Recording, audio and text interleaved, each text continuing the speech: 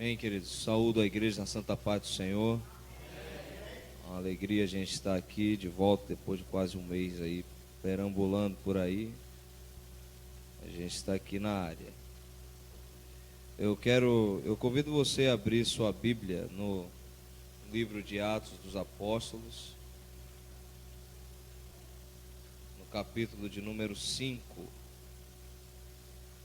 Atos dos Apóstolos, capítulo 5.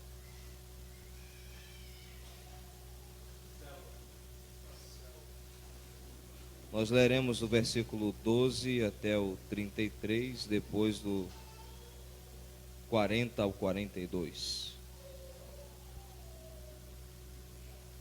5 do 12 ao 33, diz assim: Muitos sinais e prodígios eram feitos entre o povo pelas mãos dos apóstolos, e costumavam todos reunir-se de comum acordo no pórtico de Salomão. Mas dos restantes ninguém ousava juntar-se a eles, porém o povo lhes tributava grande admiração, e crescia mais e mais a multidão de crentes, tanto homens como mulheres, agregados ao Senhor, e a ponto de levarem os enfermos até pelas ruas e os colocarem sobre leitos e macas, para que, ao passar Pedro, ao menos a sua sombra se projetasse em alguns deles. Afluía também muita gente das cidades vizinhas a Jerusalém, levando doentes e atormentados de espíritos imundos, os quais eram todos curados. Levantando-se, porém, o sumo sacerdote e todos os que estavam com ele, isto é, a seita dos saduceus, tomaram-se de inveja, prenderam os apóstolos e os recolheram à prisão. Mas de noite um anjo do Senhor abriu as portas do cárcere e, conduzindo-os para fora, lhes disse: Ide, e apresentando-vos no templo, dizei ao povo todas as palavras desta vida. Tendo ouvido isto, logo ao romper do dia, enfrentaram no templo, entraram no templo e ensinavam. Chegando, porém, o sumo sacerdote e os que com ele estavam, convocaram o sinédrio e todo o senado dos filhos de Israel, e mandaram buscá-los no cárcere. Mas os guardas, indo, não os acharam no cárcere, tendo voltado, relataram, dizendo: Achamos o cárcere fechado com toda a segurança, e as sentinelas nos seus postos junto às portas, mas abrindo-as, a ninguém encontramos dentro. Quando o capitão do templo e os principais sacerdotes ouviram estas informações, ficaram perplexos a respeito deles e do que viria a ser isto. Nesse ínterim, alguém chegou e lhes comunicou: Eis que os homens que recolhestes no cárcere estão no templo ensinando o povo. Nisto, indo o capitão e os guardas, os trouxeram sem violência, porque temiam ser apedrejados pelo povo. Trouxeram-nos, apresentando-os ao sinédrio, e o sumo sacerdote interrogou-os, dizendo: Expressamente vos ordenamos que não ensinasseis nesse nome, contudo encheste Jerusalém de vossa doutrina, e quereis lançar sobre nós o sangue deste homem. Então Pedro e os demais apóstolos afirmaram: Antes importa obedecer a Deus do que aos homens. O Deus de nossos pais ressuscitou Jesus, a quem vós matastes pendurando no madeiro. Deus, porém, com a sua destra o exaltou a príncipe e salvador, a fim de conceder a Israel o arrependimento e a remissão de pecados. Ora, nós somos testemunhas destes fatos, e bem assim o Espírito Santo que Deus outorgou aos que lhe obedecem. Eles, porém, ouvindo, se enfureceram e queriam matá-los. Versículo 40. Chamando os apóstolos, açoitaram-nos e ordenando-lhes que não falassem em nome de Jesus, os soltaram. E eles se retiraram do sinédrio, regozijando-se por terem sido considerados dignos de sofrer afrontas por esse nome. E todos os dias no templo e de casa em casa ensinavam, não cessavam de ensinar e de pregar Jesus, o Cristo. Amém. Que Deus acrescente porção da sua palavra aos congregados nesse lugar, aos nossos irmãos e irmãs que nos ouvem pela internet também. Pode sentar aqui. Nós temos aprendido muitas coisas sobre a fidelidade durante todo esse mês de novembro. Estamos fechando o final do ano, fechando o ano de 2015, e o ano será fechado com muita alegria e tenho certeza com êxito dentro daquilo que nós nos propusemos a fazer nesse ano. Mas algumas coisas me chamam a atenção à luz desse texto e alguns desafios dentro da nossa proposta para a nossa caminhada aqui em nossa cidade, em Cubatão, e nas demais congregações que temos espalhadas, se é aqui, que é em Bertioga. Nós temos muitos desafios à luz desse texto. Eu gostaria de começar falando sobre fidelidade, falando duas coisas que Deus falou aqui quando a gente está aqui nesse movimento de oração à meia-noite. Estando aqui, Deus me falou algumas coisas e vou começar com elas, dizendo o seguinte, que ser fiel a Deus é uma tarefa difícil, muito difícil, quando a gente não aprende a ser amigos uns dos outros. Quando a gente não é amigo uns dos outros, a gente dificilmente aprenderá o que é ser fiel a Deus, porque a gente não consegue ser fiel a quem a gente vê, a gente não consegue desenvolver relacionamento com quem a gente vê, a gente não consegue ser íntegro, leal, honesto com quem a gente tem se relacionado, com quem nos ajuda, com quem se propõe a caminhar ao nosso lado. Então a fidelidade nossa será medida como corpo mesmo de Cristo, como igreja, como comunidade. Ela será medida pela amizade que nós temos uns com os outros. É um desafio de unidade, é o desafio de andar junto, o desafio de compreender um ao outro. E é um desafio poderoso, porque a unidade ela tem sido minada por causa do meu egoísmo. E o meu egoísmo não me permite me relacionar bem, me abrir com as pessoas, ser fiel a elas e desenvolver realmente um relacionamento digno da presença de Deus, um relacionamento cristão do jeito que Deus quer. A segunda coisa que Deus me falou aqui é que ser amigos e leais às pessoas, sermos leais às pessoas, bem como a gente poder liderar uma célula, a nossa família, um povo, governar um município, liderar um grupo, quer na sala de aula, quer na empresa que trabalhamos, chefiamos um grupo. Quando a gente fica difícil liderar um grupo de pessoas, quando a gente é fiel somente a nós mesmos, quando a gente vive governado pelo nosso egoísmo. É muito difícil isso, querido. E está aqui uma coisa que precisa ser vencida, porque nesse texto, esses homens e mulheres, eles estavam vencendo tudo isso.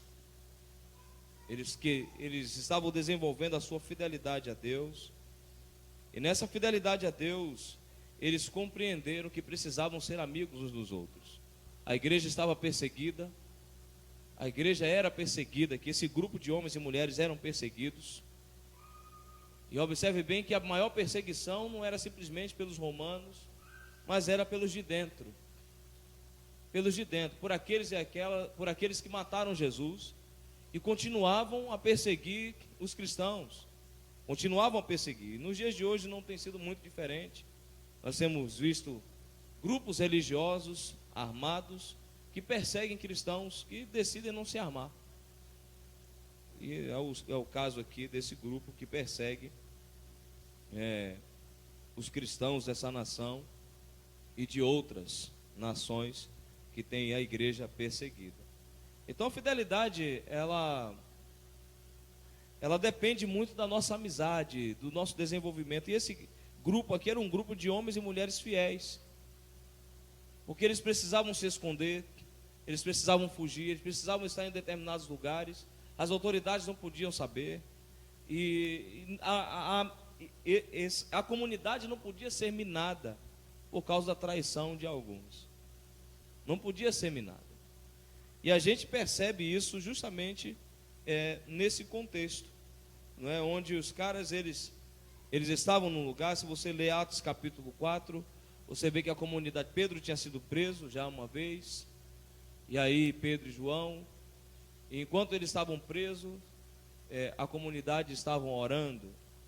E a Bíblia conta no versículo 31 do capítulo 4 que eles estavam orando no lugar, reunidos, e enquanto eles oravam, o cárcere tremeu, a terra tremeu, e Pedro foi posto em liberdade de forma sobrenatural. Então, se a gente quer viver o sobrenatural, a gente vai ter que aprender a se relacionar com as pessoas. Fala para quem está do seu lado aí: eu dependo de você. Dependo de me relacionar bem com você. Se a gente não se der bem, todo o projeto está comprometido. Os relacionamentos estão comprometidos. Relacionamentos comprometidos comprometem todo um grupo, toda uma comunidade. Principalmente no tempo de perseguição, tempo de afirmação, tempo profético como esse, que a gente quer fazer o evangelho conhecido na cidade de Cubatão. A gente quer ganhar 10% da cidade. Não se ganha 10% de uma cidade, não se ganha um grande número, não se faz obras maiores sem um grande compromisso. E o compromisso para que a unidade aconteça, isso depende, querido, dessa amizade que a gente precisa desenvolver em nossa caminhada. Por isso, eu quero dizer algumas coisas a você aqui nessa noite. Primeiro que a fidelidade, ela é um estado de vida que nos permite ter foco num propósito. A fidelidade, ela precisa ser vista para nós como um estado. Eu estou desse jeito, e observe bem que estado é um conjunto de características. A fidelidade, ela não se detém a uma determinada coisa. Eu estou começando com amizade, mas a amizade, ela implica em relacionamentos. Relacionamento implica em estar junto, em caminhar junto, em ajudar. A fidelidade implica em ser obedientes a uma visão, a uma direção, a estar compromissado com um propósito. Enfim, fidelidade é um conjunto de coisas. É um conjunto de coisas que geralmente a gente não presta atenção. Eu lembro bem de algumas situações que nós temos atravessado aqui. Lembro bem do desafio que tive para parar, né, de ser infiel com Deus. Eu tive que tomar uma decisão muito radical. Eu vou parar de errar aqui nesse ponto e vou começar a acertar definitivamente. Não vou mais errar aqui. Não vou mais me deter nesse erro. Não vou me prostrar aqui mais. Quando a gente decide isso, querido, a gente geralmente decide viver de forma acertada com Deus, de forma firme com Deus. Deus nos tira do tremedal de lama, nos coloca no lugar firme e nos faz dar passos firmes, como diz o Salmo de número 15, lido e refletido na parte da manhã. Então a fidelidade, ela é um estado, e quando eu olho para esse texto, os versículos de 12 a 16, você vê isso aí. Jesus disse para os apóstolos: aguardem em Jerusalém. Eles foram aguardar em Jerusalém. Jesus subiu e disse: vou mandar o meu Espírito, vou revestir vocês de poder. Eles foram para Jerusalém, aguardaram em Jerusalém, foram revestidos de poder. E observe bem que as línguas estranhas começaram a ser distribuídas pelo Espírito. E observe bem que as línguas estranhas nada mais eram do que as línguas maternas das nações. Nações que hoje a gente tem orado por elas. Mas todas as nações estavam reunidas, um grande número de nações estavam reunidas ali em Jerusalém naquele dia. E Deus, de forma estratégica, derrama o seu Espírito, e ali a sua mensagem é difundida entre as nações. E o pessoal fica meio boquiaberto, fica meio abestado. O que está acontecendo aqui? Esse povo não é galileu, esse povo não tem instrução, esse povo não é bilíngue, esse povo não fala inglês, esse povo não fala francês, não fala grego, não fala aramaico, não fala. Por que está falando agora na minha língua, de forma que eu consiga entender? Então gerou-se uma grande confusão naquela época. E depois disso aqui, entendeu-se a necessidade de avançar as fronteiras do reino. E os apóstolos começaram a pregar nos diversos lugares. E um deles era esse aqui, o templo. O templo era para ser pregado. As sinagogas deveriam também ter pregadores ali, dos apóstolos, aqueles que eram cristãos. E nesse pedaço do texto aqui, de 12 até o 16, a gente vê que coisas maravilhosas estavam acontecendo por meio dos apóstolos. E aqui está o nosso primeiro desafio. Coisas maravilhosas, prodígios e sinais precisam começar a acontecer por meio de nós, por meio de cada um de nós. Por isso eu compreendo que para Deus mudar uma nação, para Deus mudar a cidade de Cubatão, para Deus mudar a sua casa, para Deus mudar o bairro que você mora, Deus precisa mudar primeiro você. Você precisa ser a primeira pessoa a ser mudada. Não fique esperando do outro mudanças que você ainda não tem. Você cobra mudanças, mas você não muda. Você quer que as pessoas façam o que você não consegue fazer. E no final das contas, o ditado é esse: faço o que eu mando, mas não faço o que eu faço. Esse ditado não funciona no discipulado. Esse ditado não funciona numa igreja em células, não funciona. Porque aqui a gente precisa aprender a pregar com a vida. A nossa vida é a maior pregação. O que Jesus fez em nós, o que Jesus fez por nós, e o que Jesus fez na vida desses homens, foi algo extraordinário. Não é somente poder para curar ou coisa do tipo, mas Jesus transformou homens improváveis em homens possíveis, em testemunhos possíveis. Homens improváveis em testemunhos possíveis. Aquilo que não era passou a ser. Aquilo que era inacreditável passou a ser acreditável. Aquilo que não existia passou a existir. Ninguém esperava que Pedro, um homem violento, um homem que traiu, enganou Jesus, mentiu para Jesus, negou Jesus, agora estivesse aqui nesse lugar, já tinha pregado e 3.000 pessoas haviam se convertido. O saldo aqui já era grande, e nesse texto aqui já diz que mais pessoas tentavam se chegar a eles, só não se chegavam mais por causa da perseguição, Mas o texto, de forma sobrenatural, relata que as pessoas vinham das cidades vizinhas para ver o que estava acontecendo em Jerusalém, para ver o que esse grupo de homens, que não eram letrados, que não tinham aquela habilidade ou foram capacitados para fazer determinada coisa aos olhos humanos, mas tinham sido habilitados pelo Espírito. E agora a sombra de Pedro, a sombra dos caras, eles passavam e as pessoas faziam de tudo, aglomerando os doentes, os endemoniados, os encrenqueiros, passavam, colocava tudo ali, para que a sombra de Pedro passasse e tocasse nos caras. Tocasse para que a cura, a libertação brotasse nessas vidas. A sombra, prodígios e sinais, maravilhas estavam acontecendo por meio dos improváveis. Quando eu olho, querido, para a minha vida, eu vejo aqui um homem que também é improvável. Um homem que Deus vem capacitando ao longo da caminhada. Alguém que eu não acreditava em mim mesmo. Não acreditava em mim mesmo. Eu lembro que quando comecei a tocar violão na igreja, a minha igreja de origem era uma igreja muito simples, bem simples. E eu lembro que quando eu comecei a tocar violão na igreja, eu não ligava na caixa. O violão que eu toquei na igreja, eu tenho ele até hoje. Está lá em minha casa, guardado. De vez em quando eu toco nele e tudo mais. Mas eu não ligava na caixa, ele não tinha captador, coisa do tipo. E eu fazia de tudo para ficar desse jeito, porque eu não queria que ninguém ouvisse eu tocar. Eu tinha medo de errar a música e a galera começar a zoar e tudo mais, coisa do tipo. Então eu tinha muita vergonha de tudo isso. Pregar então, nem pensar. Nem pensar. Então eu tinha muita vergonha, muito tímido, muito desencorajado. Era improvável eu estar aqui hoje.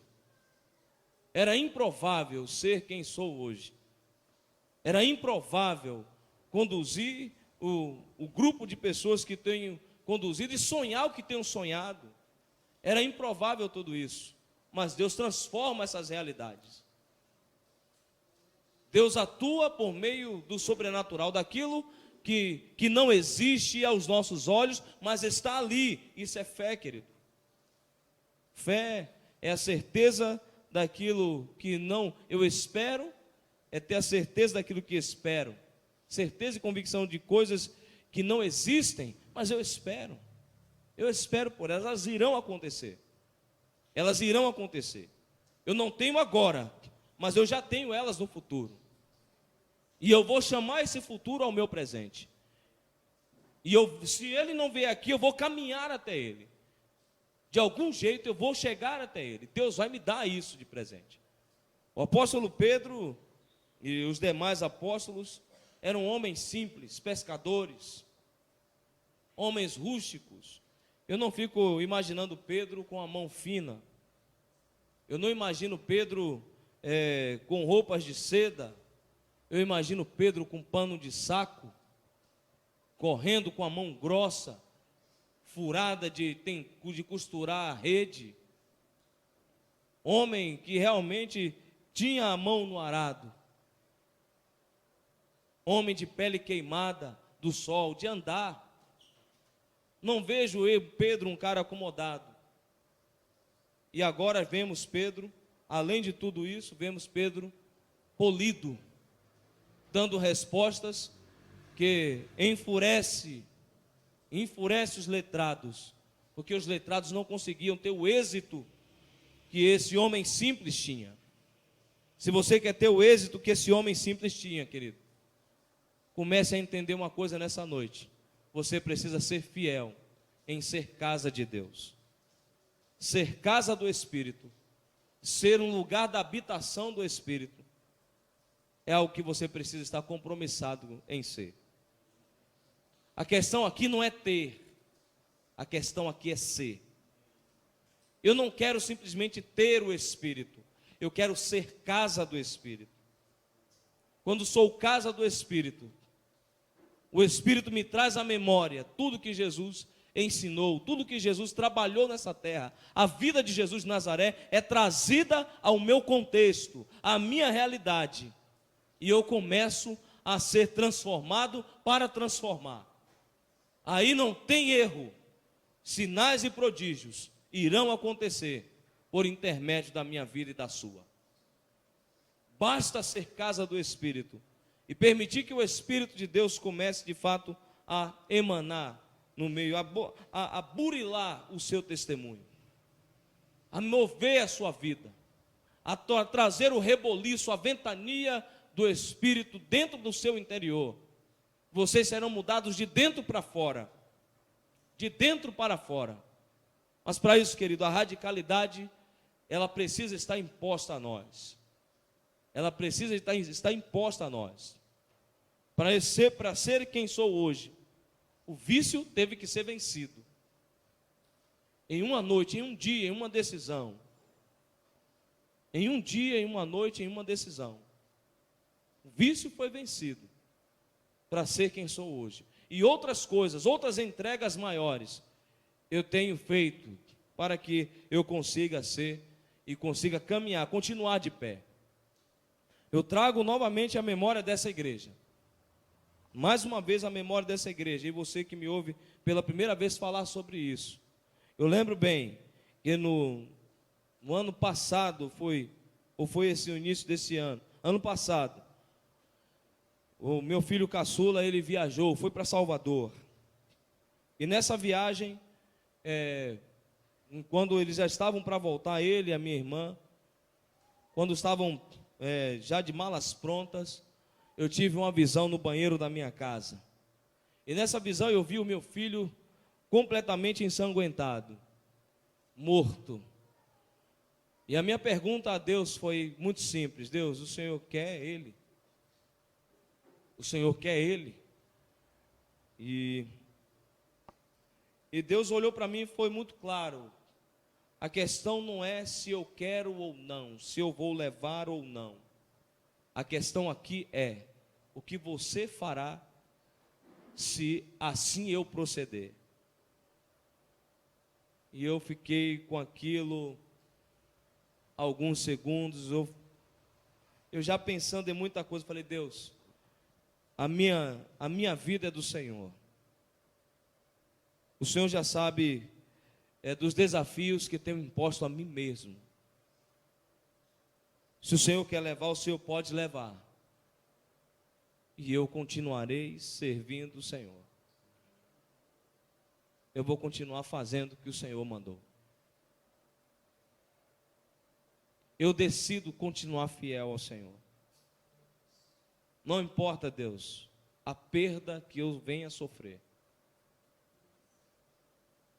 Tudo que tenho é do Senhor. Esse ano, fui levado ao altar pelo Senhor a fazer novas entregas. Nessa oração, nem eu sabia direito o que eu iria orar. Enquanto era ministrado pelo meu líder, pelo meu discipulador, e enquanto ele ministrava, eu estava numa intensidade de oração e entregava tudo que tem. Tudo que tem. Carro, casa, filhos, esposa, as igrejas, finanças, contas, tudo que tem. Tudo que tem. E no final Deus falou: está faltando algo. Está faltando algo. Se você quer entregar tudo, me entrega, está faltando algo. Eu falei: o que, Senhor? O que mais que o Senhor quer? E ele falou, me lembrou algo. Eu falei: Deus, eu te entrego o meu ministério também. Tudo é seu. Foi a primeira vez que saí do altar com a sensação de uma mão na frente e outra atrás. E assim eu tenho andado. Eu ando com o carro, eu nem digo mais que é meu, é da esposa. Mas eu já sei que se o Senhor pedir, nós vamos ter que entregar. Porque não me pertence, não nos pertence. Não nos pertence. E o que o Senhor pedir, nós vamos ter que entregar. Porque nada nos pertence. A porção do sacerdote é do Senhor. A porção do sacerdote é do Senhor. Isso eu estou falando de mim, na minha posição, que me encontro. E eu sei que cada um de nós precisamos entregar algumas coisas para viver o sobrenatural. Pelo menos para sermos dignos de sermos chamados e chamadas de cristãos e cristãs, nós precisamos entregar algumas coisas. Que é a nossa vida, que é a nossa obediência. Entrega ela a Deus, deixa Deus governar isso. A esperança de Deus é que Ele governe a sua vida. A sua vida anda desgovernada porque Deus dela ainda não é Senhor. Quando Deus for Senhor da sua vida, quando Ele estabeleceu o governo dele na sua vida será muito bem administrada. A vida dos apóstolos estava muito bem administrada. Tão bem administrada que as pessoas estavam vindo, crendo que esses caras iriam fazer grandes coisas na sua época. E aí, mais 3 coisas eu quero dizer sobre a fidelidade a você nessa noite. A primeira delas é que você precisa entregar coisas para demonstrar a sua fidelidade a Deus. E isso significa foco. Quando você é fiel, você tem foco num propósito e por ele caminha. Segunda coisa é que cadeias humanas não detêm o espírito do fiel. Não detém, nem o seu propósito. As cadeias humanas não vão poder deter isso. Observe bem que os religiosos, eles se enfureceram, prenderam os apóstolos, prenderam os pregadores, colocaram no cárcere e largaram lá. Mas quando Deus tem propósito na vida do homem, na vida da mulher, Ele vai buscar. Ele manda a gente ir buscar. E Deus tem propósito na sua vida. Fala para quem está do seu lado, Deus tem propósito na sua vida. Deus manda te buscar. E é por causa disso, querido, que você está aqui nessa noite. Para você entender o propósito que Deus tem na sua vida. E o propósito primeiro que Deus tem na sua vida é que você viva Ele. Que você pare de viver suas frustrações, pare de viver as suas questões, pare de acreditar na sua própria vida, na sua habilidade, porque você não tem resolvido nada. Em nós mesmos temos visto muita incompetência para resolver coisas.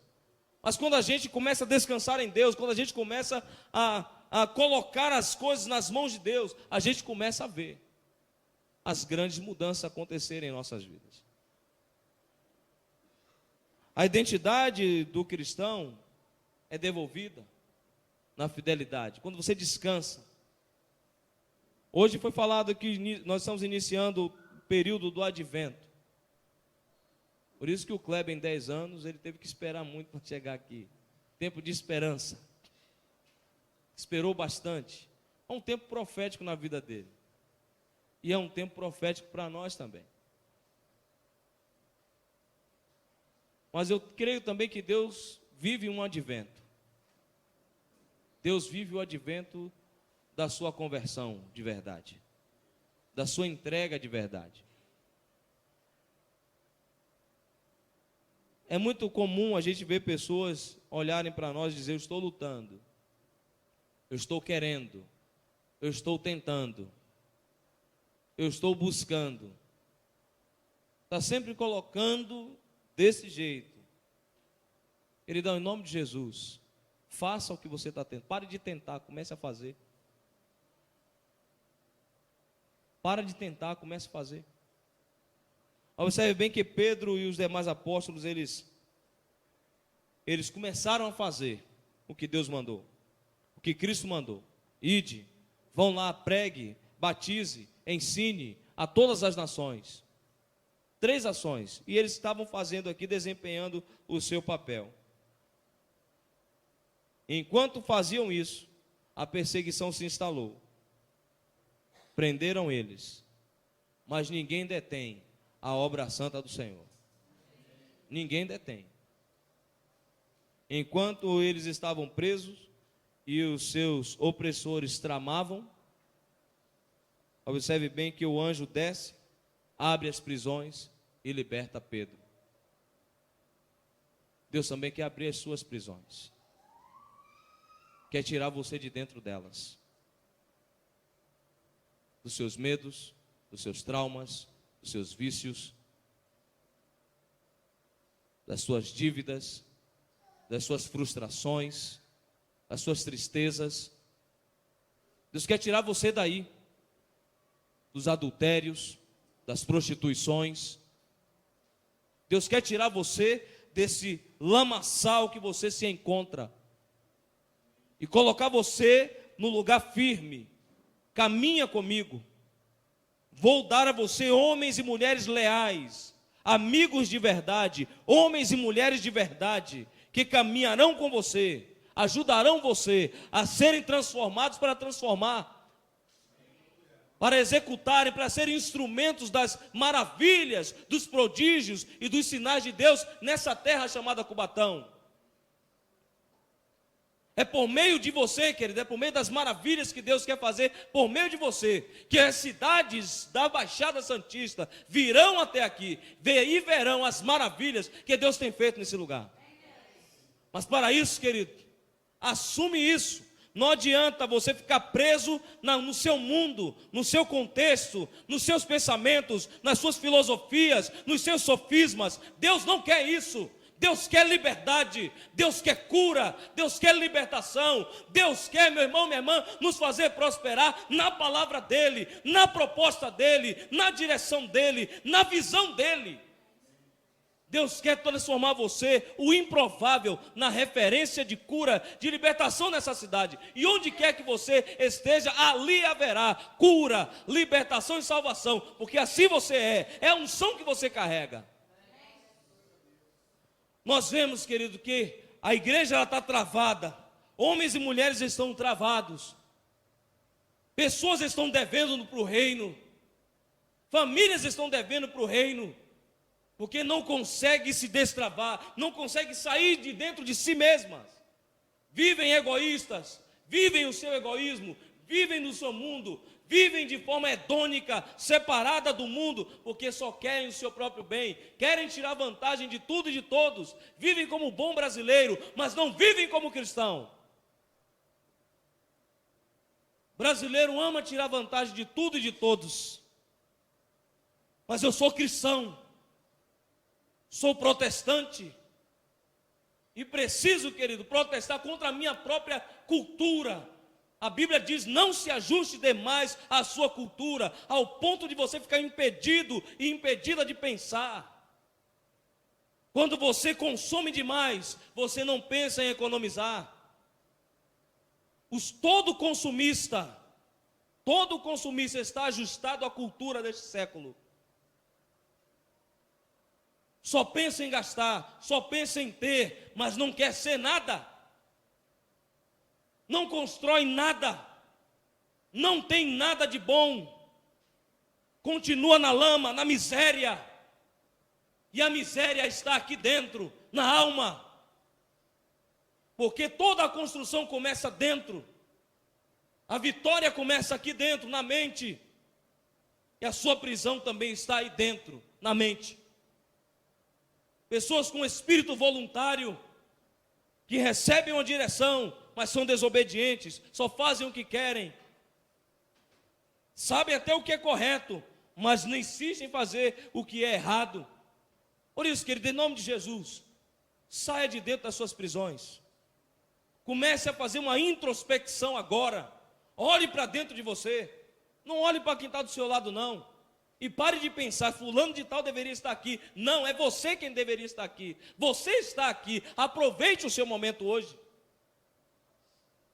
Aproveite o seu hoje para fazer um decreto junto com Deus. Eu vou mudar de vida. Eu serei fiel ao meu Deus. Eu não me ajustarei nas cadeias humanas, porque há uma obra santa dentro em mim. E a Bíblia garante, aquele que começou a boa obra é fiel para completar. E quem começou na sua vida não fui eu, não foi seu líder de célula, foi Deus. Foi Deus. Jesus já nasceu aí dentro. Na vida de muitos que estão aqui, Jesus já nasceu. Mas na vida de muita gente, o Jesus nascido criança, continua criança, nunca cresceu. E aqui está o grande desafio. Pare de impedir Jesus de crescer dentro de você. Fala para quem está do seu lado. Para de impedir Jesus de crescer dentro de você. Enquanto você está impedindo a ação de Jesus na sua vida, você não se liberta, não é curado, curada, não faz nada que sirva de útil. Por isso, querido, a fidelidade, o fiel não fica detido em cadeias humanas. E o fiel também não se detém em propósitos humanos. Ele olha para Deus. Mas a gente às vezes não olha para Deus porque a gente também tem sido fiel a nós mesmos. E aí eu passo para a terceira coisa. A fidelidade, ela não permite o fiel parar nas tramas que fazem contra ele, contra ela. Nem se detém em sentimentos humanos. Nem se detém em sentimentos humanos.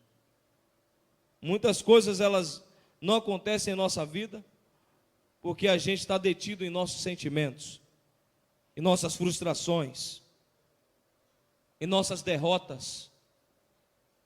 Às vezes a gente queria que o nosso filho, nossa filha fosse isso, fosse aquilo. Queríamos que o nosso esposo, nossa esposa fizesse de tal jeito. Queríamos muitas coisas.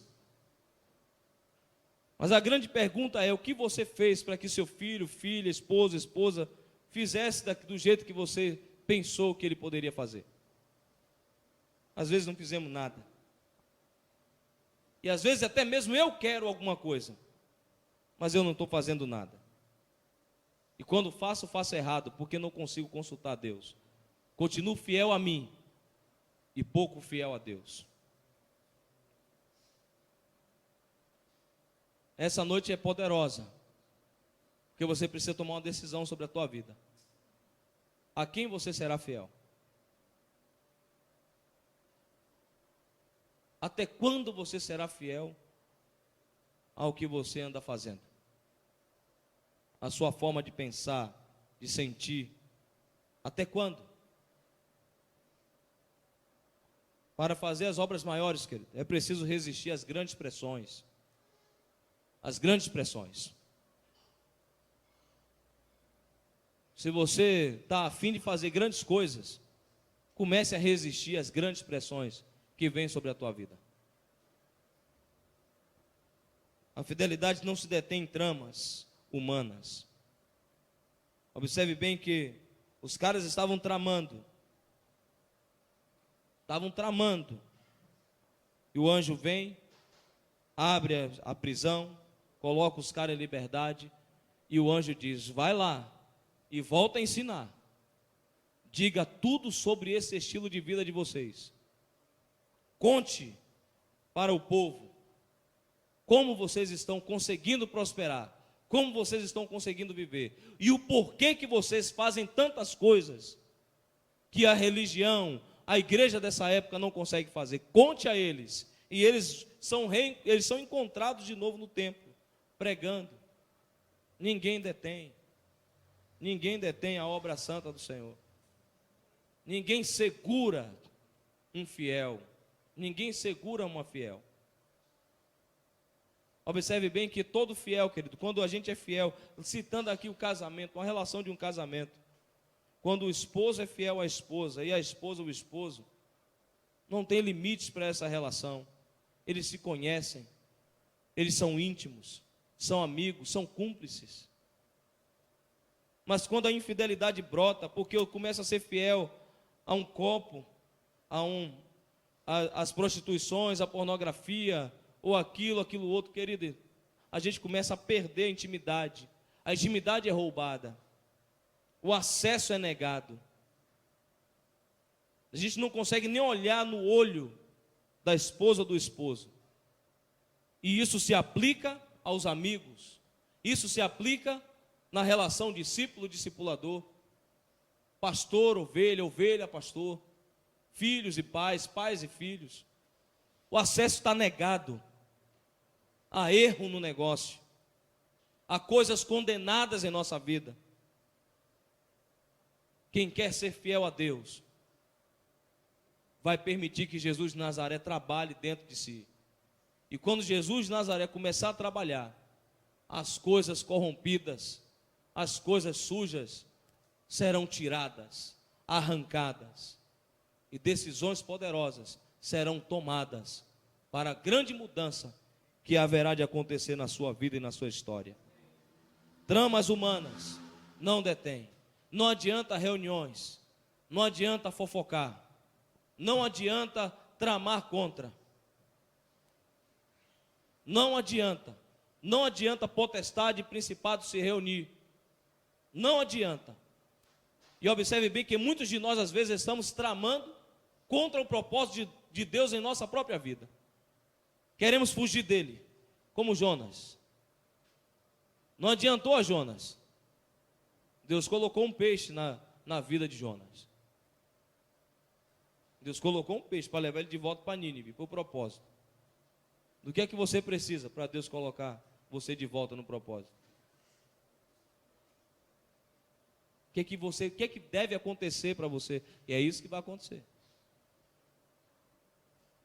É isso que vai acontecer. A última coisa que quero dizer para você, querido,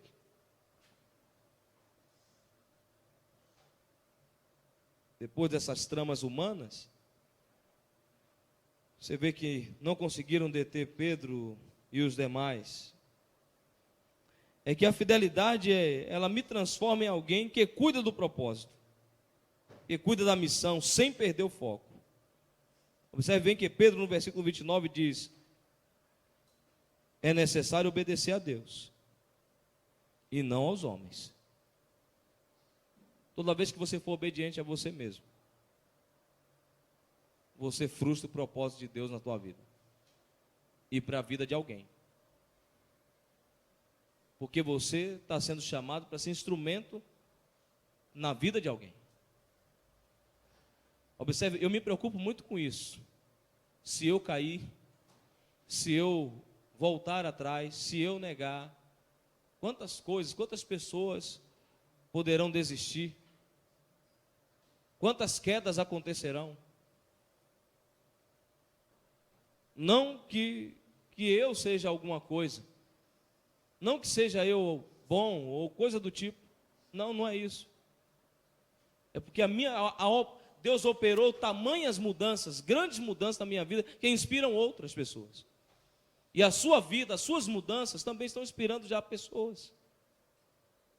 E às vezes a gente não pensa nisso, a gente continua egoísta, vivendo as nossas próprias tramas, ajustados em nossos sentimentos, em nossas filosofias, em nossos sofismas.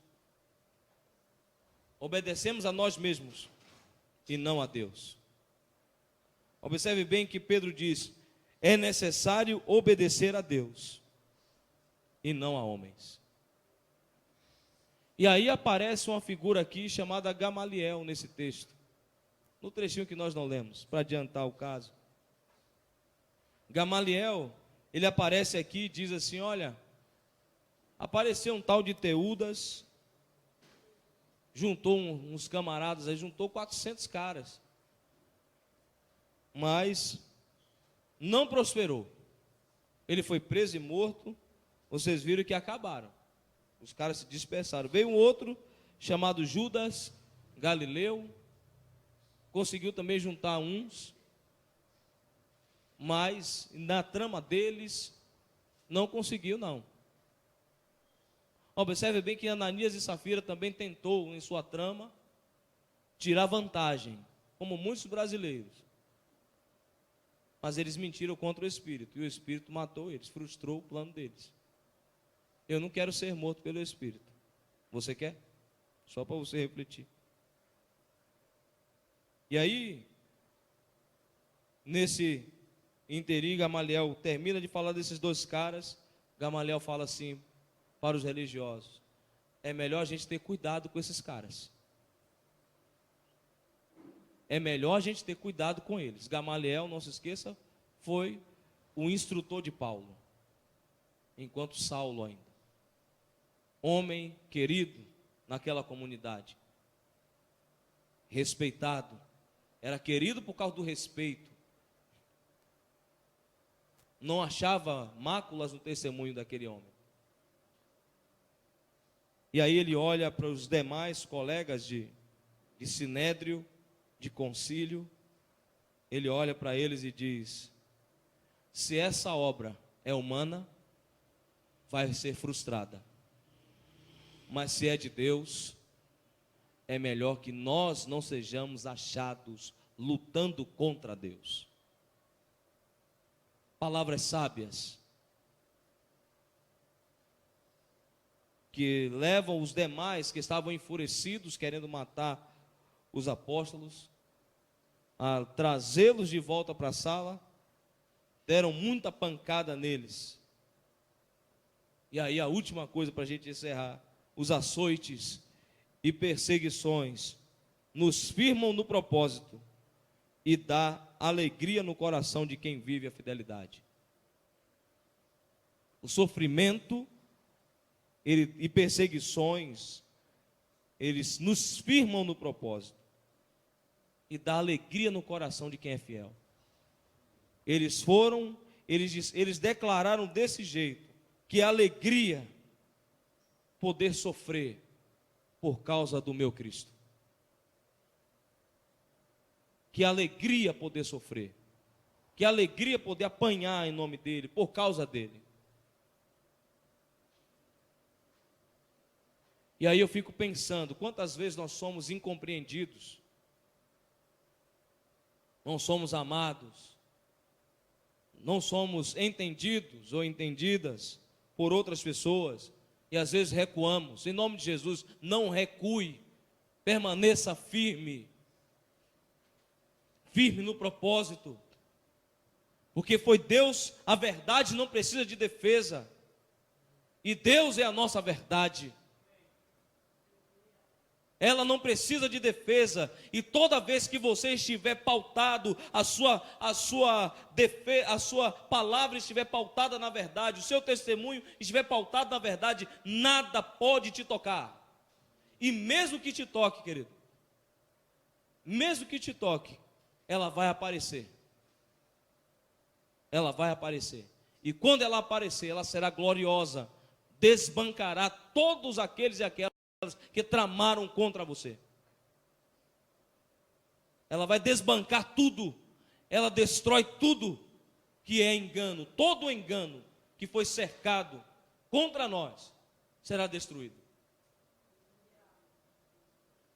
Por isso, querido, verdade não precisa de defesa. E a chamada de Deus é essa: ande em mim, me conheçam, conheçam a verdade que eu sou. Eu tenho vindo aqui nessa igreja, tenho orado aqui, e de vez em quando eu faço umas perguntas para Deus, Deus fala assim: eu sou.